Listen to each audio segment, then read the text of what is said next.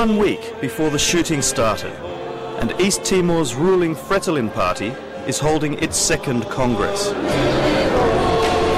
Most of the delegates here played a role in the clandestine struggle against the Indonesian occupation.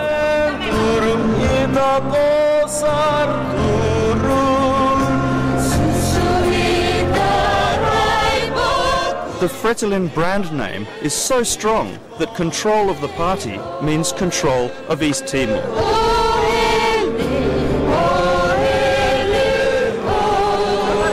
Prime Minister Mari Alkatiri is one of the party's founding members. He's Secretary General of Fretilin, but his grip might be slipping.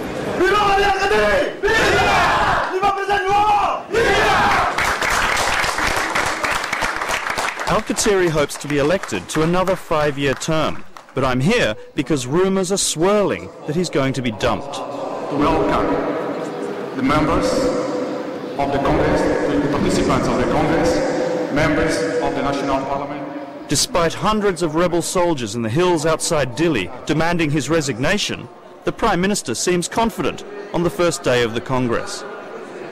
You must be feeling a little bit worried about your future in Fretilin. Never be worried. No? Never. Where do you get your confidence from?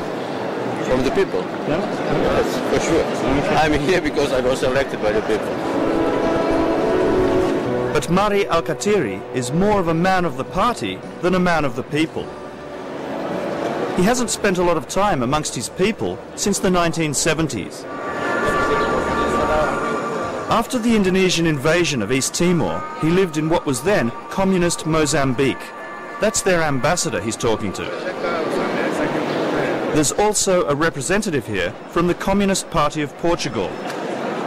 The only other ambassadors here are from China, chasing business and influence, and Cuba. That's Castro's man in the blue, working the floor, winning hearts with Cuban T-shirts. The contest for control of Fretilin is a battle between the party's left-wing anti-colonial faction and those who are more pro-Western.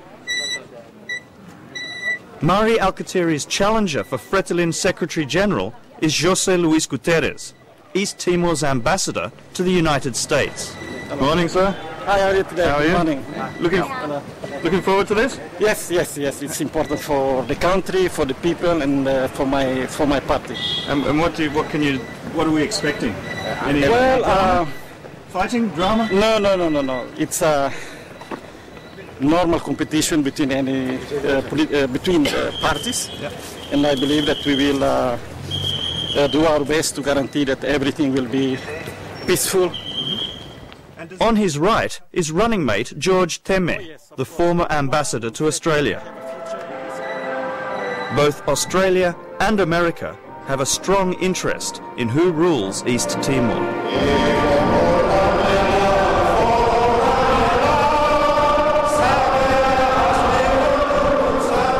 Alkatiri drove a hard bargain with Australia over rights to oil and gas in the Timor Gap, and he's refused loans from the World Bank and International Monetary Fund. The revolutionary left clearly has the numbers here.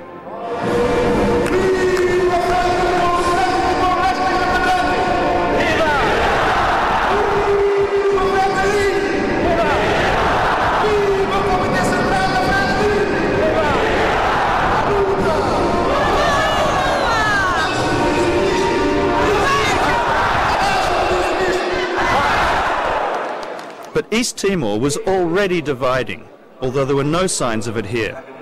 Almost a third of the country's armed forces had rebelled against the government, yet the Congress revolved around small points of procedure.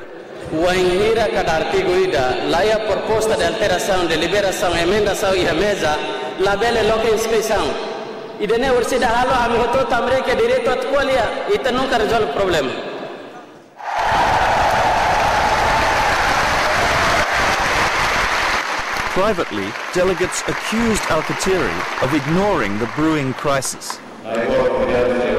Publicly, he was being undermined by his foreign minister, José Ramos Horta, a darling of the West.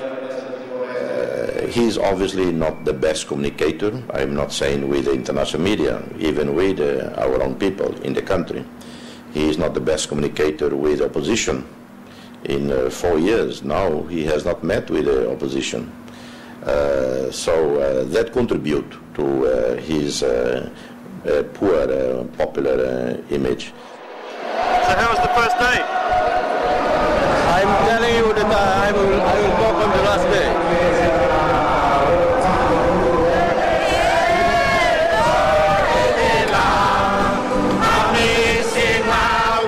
Watching the current ambassador to Australia partying at the end of the first day, you would never guess that the government was facing its biggest crisis since independence.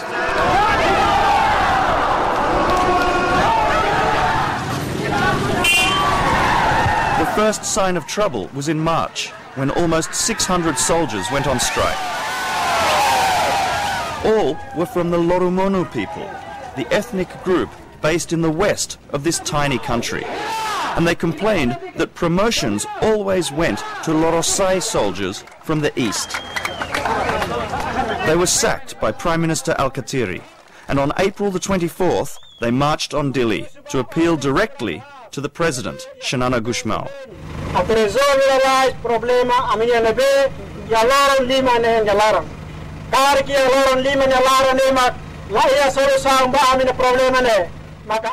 The 591 rebel soldiers are led by a former lieutenant, Gastão Salsinha.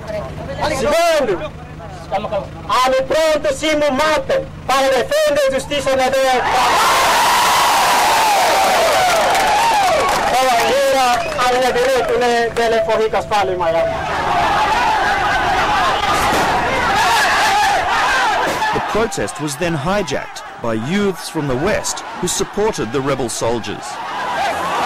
They trashed market stalls run by women from the east, raising the ugly spectre of ethnic division for the first time since the Civil War of 1975. The rebel soldiers did try to stop them. It's still unclear whether or not someone else was giving orders to the mob.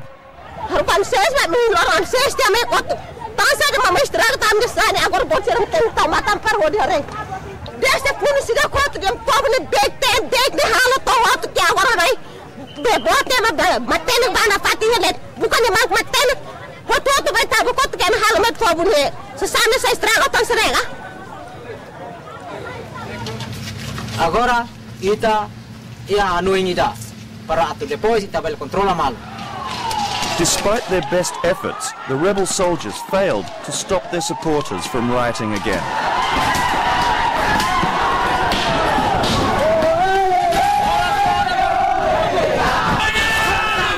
On April the 28th, police opened fire outside the government offices, killing 5. The rebel soldiers and their supporters retreated to the suburb of Tasitolo, on the outskirts of the capital. The Prime Minister then took an extraordinary step, calling out the army, who sealed off the area. Shooting was heard for 2 days, and dozens of houses were burnt to the ground. The rebels accused the army of killing 60 people. On the 28th of April, after fighting all around Dili, and in particular down here in Tasitolo, President Xanana Gusmão came here in the middle of the night, tried to get down here to find out what was happening, but was stopped at a roadblock set up by the FFDTL, the Defence Force. Now he's their supreme commander, and they didn't let him pass. So this was the first challenge to presidential authority during this crisis. There have been reports of tension between the Prime Minister and the President for several years.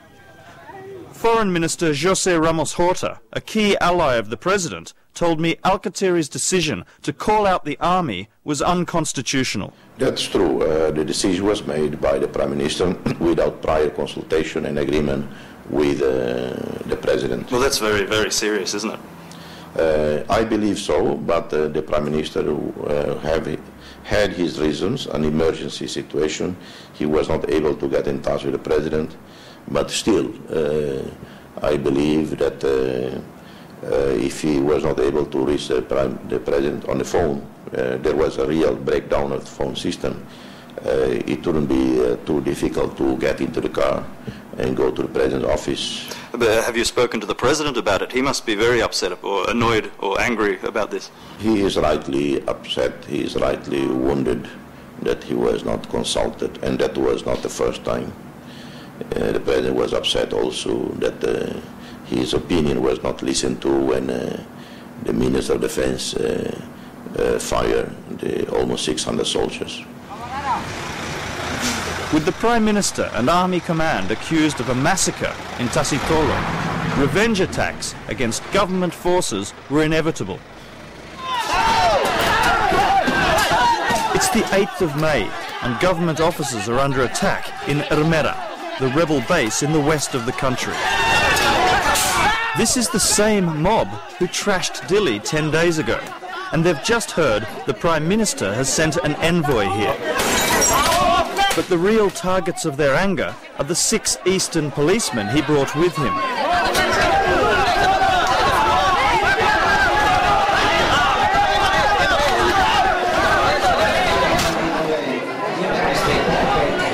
Inside the building, the 6 policemen hide in the bathroom. The policeman on the left would soon be dead. Nós temos aqui a presença do seu padre pároco de Ermera, padre Adriano, também estamos aqui. Nós temos tudo já partidos, os carros todos partidos, os carros da UIR que vieram connosco todos partidos, as vídeos aqui todos partidos, estamos agora aqui a fazer negociações, mas não há mesmo, estamos entre a vida e a morte.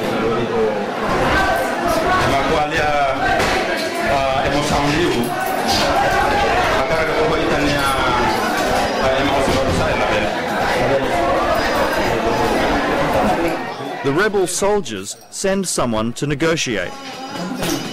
Tamba ser sente feridos. Serenema mate, Darak mate inocente, se capare mai pale ho inimigo. Los inimigos. Autete. Primeiro-ministro magdihan lori hau mai tamba ronali no governo taka gantão senhor de vita ne fatan.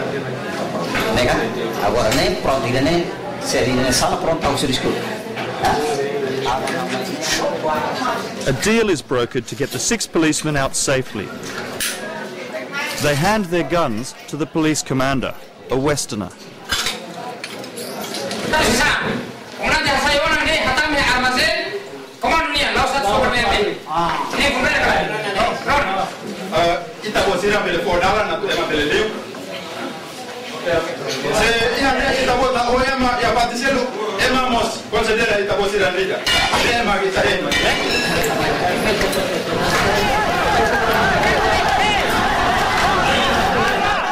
Rocks are thrown as the policemen are bundled into a waiting car.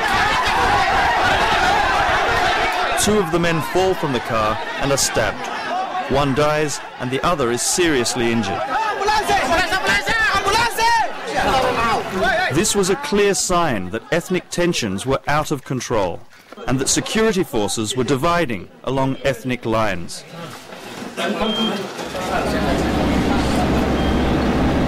While the Fretilin Congress discussed points of order, I travelled to Ermera to meet the leader of the rebel soldiers. The rebels' campaign is clearly popular here. With his base overflowing with gifts from sympathetic locals, Lieutenant Salsinha tells me he's calling for an investigation into what happened in Tasitolo. Untuk sama pemerintah untuk cepat menyelesaikan masalah yang terjadi tanggal 28 itu karena sudah banyak pembunuhan, sudah banyak korban. Ya. Salsinha warned that if this was not done, there would be more trouble. Kerusuhan kita tidak mau, memang kita janji itu kita tidak mau, ya. Karena negara sudah mereka hanya sekali aja, bukan 2 kali, ya. Karena banyak orang yang korban nyawa untuk sampai sekarang kita mencapai kemerdekaan. Jadi itu kita tidak mau, kita tidak sama sekali tidak ingin untuk orang masyarakat korban lagi, ya. Jadi kita tetap tuntut sama pemerintah untuk bisa mengatasi situasi yang sekarang boleh katakan situasi gawat, ya. Ya. Unfortunately, no one seemed to be listening. Like Prime Minister Alkatiri, but perhaps for different reasons, Foreign Minister José Ramos Horta was still playing down the crisis. This is, after all, is a country of only 4 years old, so not surprising that as we emerge from the past, we face hurdles, hiccups along the way. What is necessary is that our government shows more humility and engage more in dialogue with everybody and anyone who come forward with complaints, with criticism. On the second day of the Fretilin Congress, Ramos Horta is a surprise visitor. As a founding member, he gets a warm welcome, even though he left the party 15 years ago. Ramos Horta likes to say he has no further political ambitions, but he can't resist a joke at Alkatiri's expense.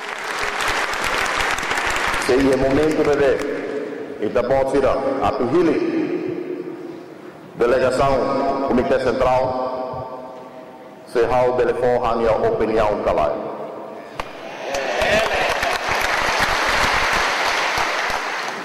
Se hau beltau hanya naramos kandidat para sekretariat-geral kalai.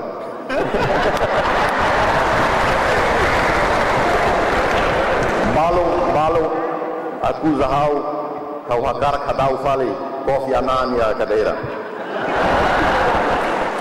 A few weeks later, with Alkatiri now accused of trying to murder his opponents, Horta again offered to take his place.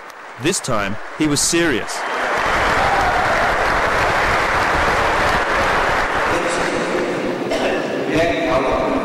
Today, Fretilin delegates are preparing to vote on whether to have a secret or an open ballot for the party leadership. Mari Alkatiri's supporters want a show of hands. That way, they'll know exactly who is for and against the Secretary-General.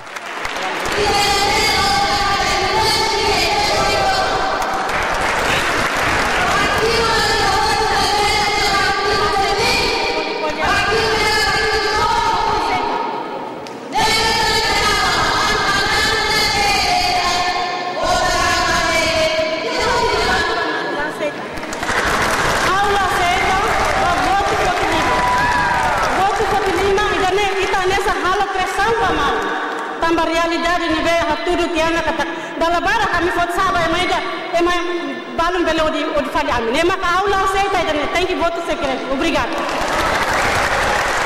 The challenger, José Luis Guterres, believes Alkatiri is trying to orchestrate an open ballot in order to intimidate the opposition. The question is that some people have told me that some are afraid of showing their vote because many of them are some of them are working as a civil servants, and so they are afraid to being sacked if in the Congress they vote differently than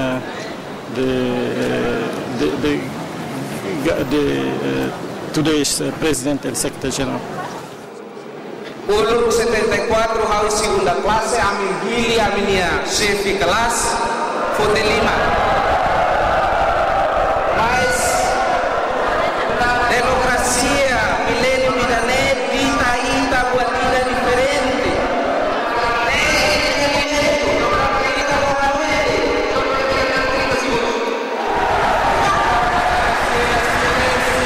Silêncio, a foto colhida e a carta poder estar votação. Não, silêncio, depois de intervenção não é para votação.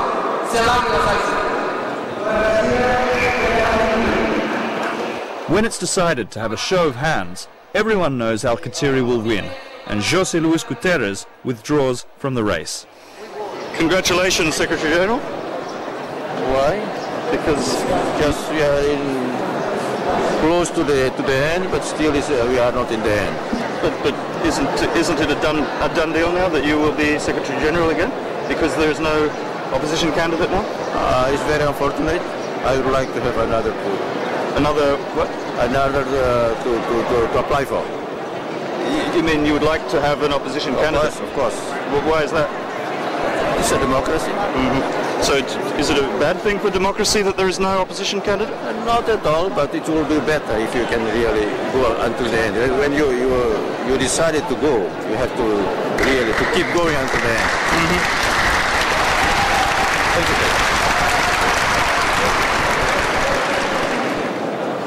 With the challengers' chairs now empty, it appears Mari Alkatiri has outmaneuvered his opponents once more.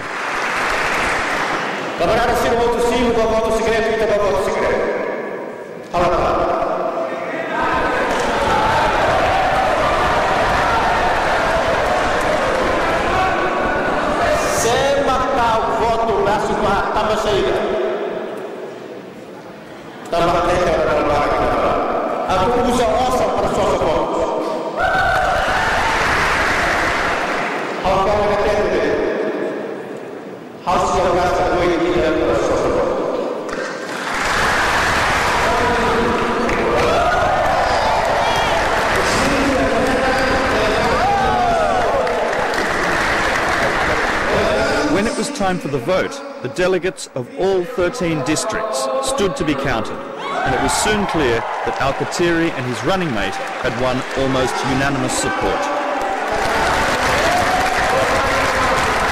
The attempt to dislodge him peacefully had failed, but the celebrations were short-lived. 4 days later, I was with the rebel soldiers when they fired on government troops.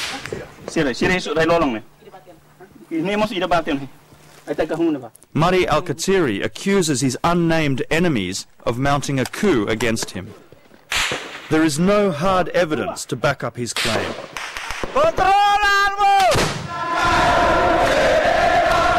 But if someone wanted to get rid of Alkatiri, they couldn't have planned things better.